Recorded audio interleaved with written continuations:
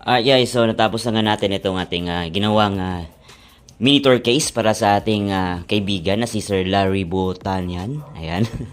So, abang-abangan nyo lang guys yung full video nito kung paano natin ito ginawa. Ayan, so yung buong proseso. So, sa kanya to lahat guys, binili niya at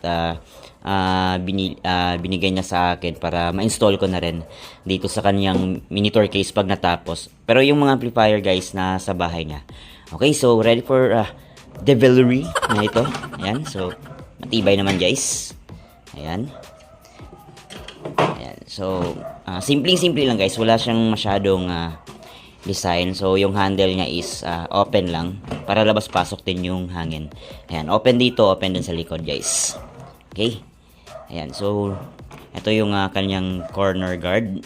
Stainless lahat guys. Yung aluminum niya, ayan, 3/4 lang to guys, yung aluminum. So, gumastos tayo sa materials, guys. Siguro nasa mga 1,200 lang, guys. Nandyan. Nasa mga 1,200 yan. So, sa kanya naman lahat yung materials. Ako lang yung gumawa. Okay? So, kahoy lang dito, guys. Hindi siya yung pang tour case talaga. Okay, so abangan nyo lang yung buong proseso nito, guys. Kung paano natin to ginawa. Alright.